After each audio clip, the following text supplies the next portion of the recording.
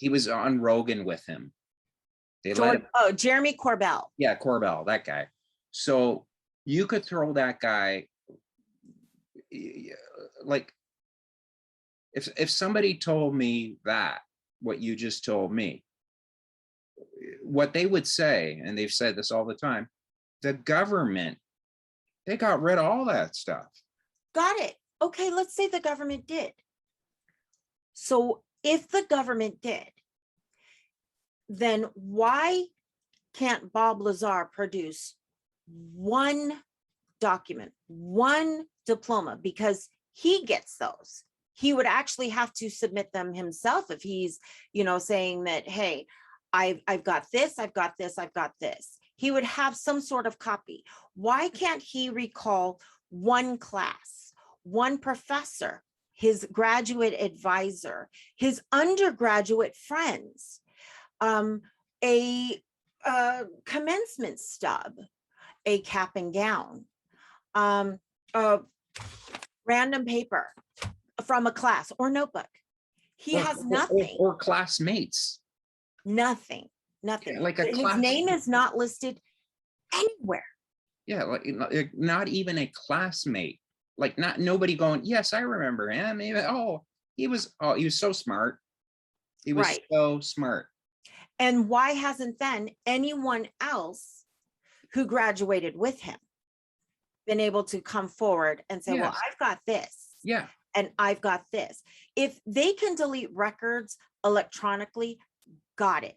If they went to that school, they would think about this. This is not how it would work, where they'd have to go in and take every freaking yearbook that was sold during that time, every commencement brochure that has the names listed.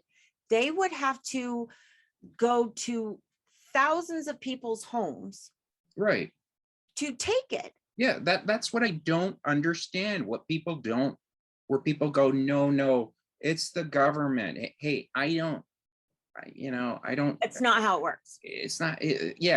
Like, that's just not how things work, people. Like, I understand. You don't trust everything the government. I get it. People are very, I don't believe them, or or public official. I get it. But when it's this level of bullshit, you gotta stop and say, hey, maybe this guy's story is horseshit. These guys just love being on TV. Well, there's money involved. Yeah, exactly. They love anytime there's a documentary. Last night I watched this horrible document, like it's on Netflix, Top Secret UFO Projects. And half of these morons are on here. And they're talking about, hey, this is what they said, right? All this UFO, like, it's like every nerd on the planet. It's like, maybe they want to harvest us. Maybe they want to harvest us. Maybe they want to help us. All right, if they do, they're doing a pretty shitty job. Hey, they've been with us since the beginning of time.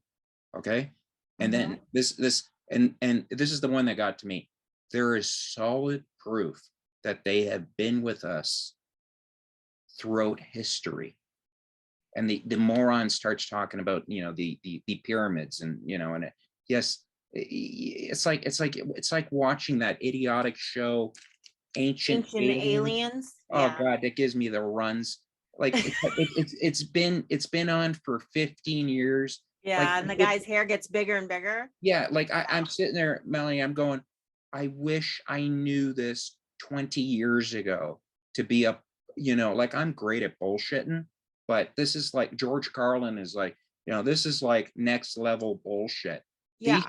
These people are, it's like the History Channel showing this garbage. I remember in the History Channel was the History Channel. Yeah. It's you might as well call it's like you might as well call it's like Dr. Pepper is a doctor. Right. I mean, it's so stupid. But okay, go on. Sorry for cutting you off. No, that's fine. So let's go with what you just said. There's people who are going to say, okay, they eliminated any history of him being there. Okay, if we're going to play that game, fine. You know what they didn't eliminate though? His July 21st, 1986 bankruptcy filing. He filed Okay. for Chapter 7. And anybody, this is his case number is 86-01623 in federal bankruptcy court. So in those papers, under penalty of perjury, he has to list where he lived for like the last 10 years, all the way back to 1976. The crazy thing is he never listed Massachusetts, okay, which is where MIT is located. So if you're doing a 2-year program there, Right. you have residency in Massachusetts, but he never lived there. He never listed anything like that.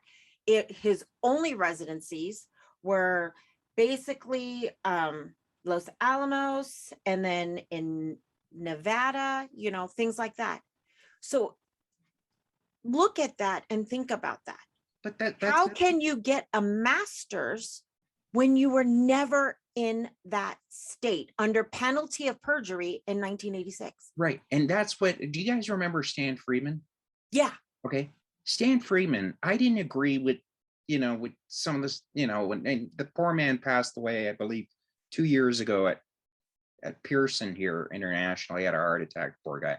But he didn't buy this bullshit. And he did the exact same thing that she's done, where she has looked at the facts. And that's all that Stan cared about, was the facts. And he would, more than anything, he would love to say, hey, okay, this guy worked with aliens and they've been working together. And even Stan Friedman, the UFO lover that he is like, the man's full of shit, folks. And well, what I did think a lot of people didn't agree with Friedman, or they attacked him because he had skin in the game. Think about this. Yeah. There's Lazar's claims of UFO, and then there was Friedman, who also was trying to do something in ufology. Selling books. Yeah. I don't I know, give and a that's shit. that I know, and that's where, folks, she's not selling anything. She doesn't have a TV show. She doesn't do any of this crap. She literally, I found her through, there's this guy's podcast that I love. Anyways, I just sat there just going, yes, why don't more people speak about him like this? And she's done all the homework. I hate homework. She's done all the homework. She's done it all. Like, she even said, Vito, I could send you everything, all the files, everything you want. I'll send it to you. She has no book to sell. She's got no TV deal. She just wants what we all want. For once, the truth. Yeah. Okay. That's all. So we've got his education right here in a neat little box that says not true.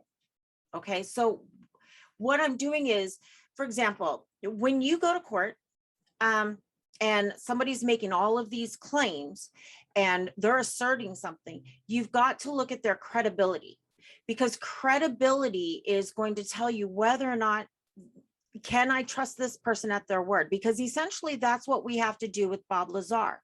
He has nothing to back up any of his claims other than his word. So his credibility is already starting to become shot just with his education alone. So then we're looking at his employment, okay? Because that's the big deal. He claims that he worked at S4, very, very, very secretive part of Area 51, where he was hired on to do reverse engineering of UFO technology. And this is, again, where I'm like, it doesn't make sense. And it's the little small nuggets that if you add together, you got to look at the big picture. For one thing, again, if we refer to his own bankruptcy filing under penalty of perjury, he stated his occupation was as photo processor, and that he was self-employed, and he had been so from 1980 to 1986. Right. A photo processor. And then when asked if he had been in partnership or engaged in any other business or proceeding 6 years, he answered no. Okay, so that's his background. He wasn't working as a physicist or anything else like that.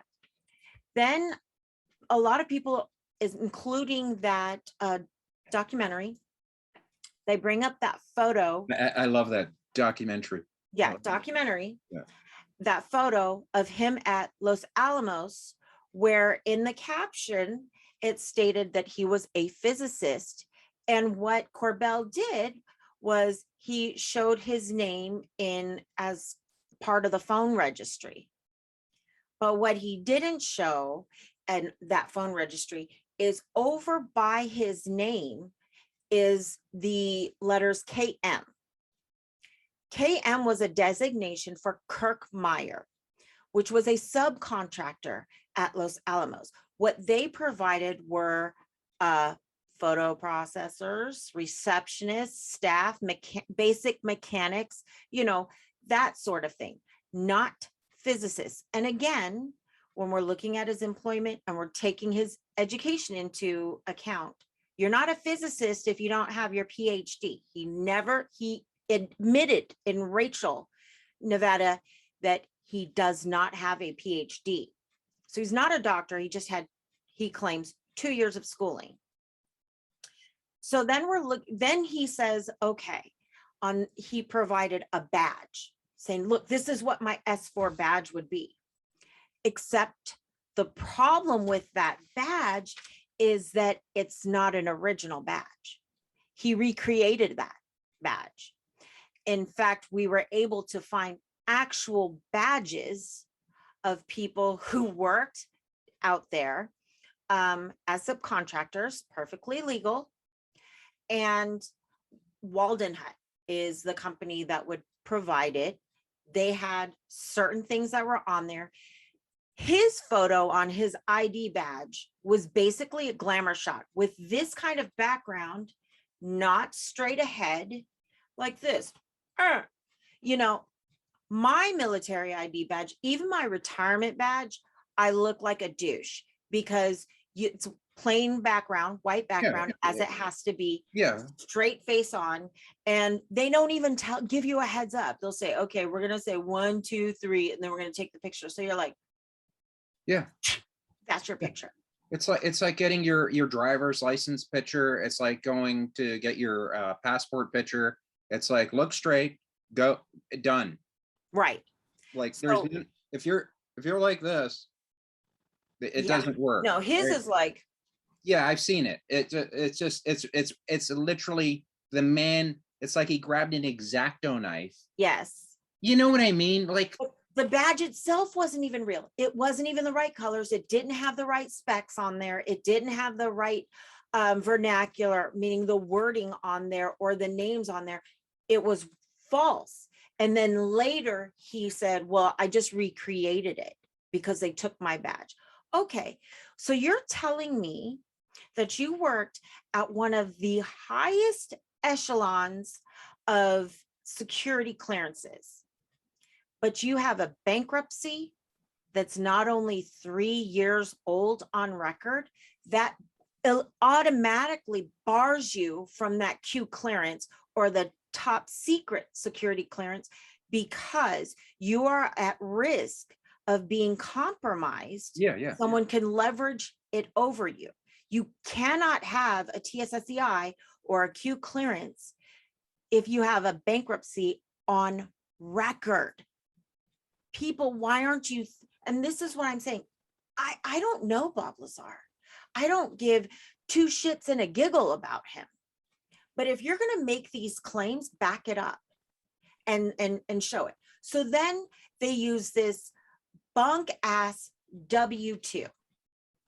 Now, when you're looking at the W-2, which he claims he provided, and pardon me as I put my old lady glasses on, I'm going to show you really quick. This is what he claimed to be as his badge, his security badge. Okay. Send me Okay, that when I I absolutely will. I'll put that up. Now, this is the W-2 that he had on there. I did black out Okay. some stuff. The EIN number on the W-2 does not match up. It never has. It's not a functional EIN number. So On that in itself means that it's a like, falsified W-2. yeah, if a police officer were to pull you over, anybody in the government, if you were to ever, even if you got into a nightclub, the guy would just sit there and go, what the hell, this doesn't match up. What the hell is Yes. this? And those don't just erase, because keep in mind, he's not the only person who would get a W-2. The big problem that I had with his badge and this W-2 is that he listed it as he worked for the United States Department of Naval Intelligence. Well, the problem with that is the United States government of Naval Intelligence, that language and that title and that office didn't exist after World War II. It just goes to the Office of Naval Intelligence. It's ONI. It's like, how would you get this wrong on the W-2 So and your badge? yeah, so Mellanie, do you think that like he has cobbled his story, like he's gone and thought they're not going to check this? Yeah. You know what I mean? Like nobody, the story's too good. Like we all want, something cool. We all want to stick up for the person that we want to believe their story, right? Mhm. So we'll go out of our way to look at things and go, no, yeah, hey, the government lies all the time. So, Yeah. Hello. it's just, it looks like he has just cobbled this horseshit story Mhm. and put all this crap together, and he thought nobody is going to check. And for the longest time, nobody has. You know why?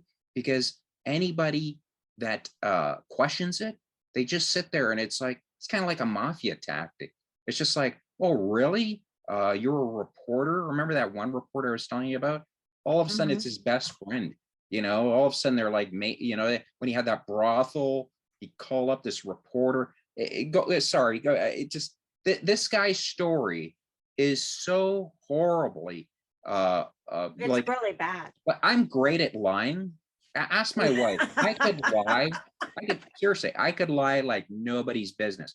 But this guy, the bullshit level that he goes to is, I mean, if there ever was an award or a diploma, he would get this one, no questions asked. Well, Okay. it's crazy to me, because if you Wackenhut, that's what I was thinking of. The ID badge that was the contractor that issued them for Area 51 and the S4 or whatever was Wackenhut. So that should have been on his ID badge. But what's crazy is that he kind of doubles down. So he says that on his W-2, well, if you look at it at the top, there's a slip in the field and it says OMB, Office of Management and Budget. Well, duh, anybody who's been in the military knows that the OMB, they're the ones who have to approve any and all tax forms. So that actually means nothing. But then when I look at your W-2, you really didn't make much money, Bob. You only made $958.11. So that's about a week's worth. And for a physicist, they really underpaid you, bro. But why would that be? That's telling me you only worked there a week? Really? How much did you make? How much did it say he made? $958.11. Wow. Yeah. It's like, dude, I would look for a new job if I'm a physicist with 2 masters from Caltech and MIT. Is that in pesos? Right. It's like, what the fudge? I mean, if he was in Mexico making that money, whoa. Back then, I know, big deal, but come on, bro. Right now, let's be real. Right now, even with that, right now, if he were to go to Mexico with that money, they would tell him, Senor, that's peanuts. Yeah. Go away. Especially if you're reverse engineering some stuff. So I started listening to him. And even on his claims get bigger and bigger. It's kind of like a person who goes fishing and they only caught something like this. Well, here we are, decades later, and it's like, holy crap, I It's been over caught a beluga whale. 30 years. So he then says, while he was waiting for his security clearance to clear, which he said it took about a week, red flags went off. Absolute. It took 1 year just for my security clearance to go through. And until then, I had cleared secret clearance, but then he made a mistake.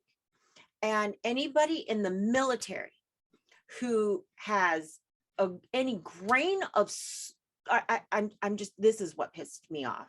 He said, while he was waiting, they gave him a whole bunch of blue files with information, confidential information for him to review. That does not happen. It will never happen. Unicorns will shit rainbows before that ever happens. If you don't have your clearance yet, that they're going to give you top secret files to review while you're waiting, and it clears in a week, get the fuck out of here. Yeah. Bob, Yeah. Bob, maybe they believe this in 1989, and maybe there are people who will still drink the Kool-Aids because they never pulled on combat boots. But those of us that have will tell you, you are full of more shit than an outhouse. I'm dead serious about that. So credibility for that, gone too. Yeah, but people I don't think people understand, like, if you're in the military and you take files or you do something really bad that you shouldn't, you ever see what they hand out to those people? Okay, you could be shot. Okay, it's treason. In Fort Leavenworth. Yeah, you will go to a supermax prison and never see the light of day, ever. Okay, so they don't screw around. No, and that's the flip side of this. Everybody is saying, well, they're covering their asses, they're hiding this, and they deleted that, and so they erased his history. So by his own words and his own admission, he is saying he was given top secret security clearance. He reviewed all this stuff, which means he had to have signed that document of non-disclosure. But then he disclosed this secret confidential information, and yet somehow avoided prosecution. Mhm. That would not happen. If he's willing to admit that, yeah, I did this and this and this and this and this, for the smallest infraction, he would again be in Fort Leavenworth because he violated the NDA. And he even admitted that he worked somewhere where he wasn't supposed to admit that he worked. So do you see the flip side of that? Yeah. If they're not going after him legally, maybe it's because there's nothing to go after because the mofo never worked there. Well, Mellanie, here's the thing with the whole, what I don't understand, and why people, I don't get this part of it. If he did all these amazing things that he did, amazing, see how I threw that in there? All these amazing, these incredible things, these, he knows all, all this horse shit, he knows all that. Now, if you are the military, Mm-hmm. and you want somebody to shut their mouth, they'll make it disappear. If they really They think had that to do something. Yeah, you're absolutely right. They wouldn't do it on paper. You would go away. you would end up just, something would disappear. Like you would disappear off the face of the earth. If they, Or you would have a heart attack. If it was that serious, he'd have a heart attack. yeah, something, trust me, if you're screwing around with the US military intelligence, accidents will happen. Okay, and this guy's been around talking about this horse shit since 1989. Don't you think the military would sit there and say, hey, remember that moron that used to work at Area 51? He's been shooting his mouth off a lot. He would disappear.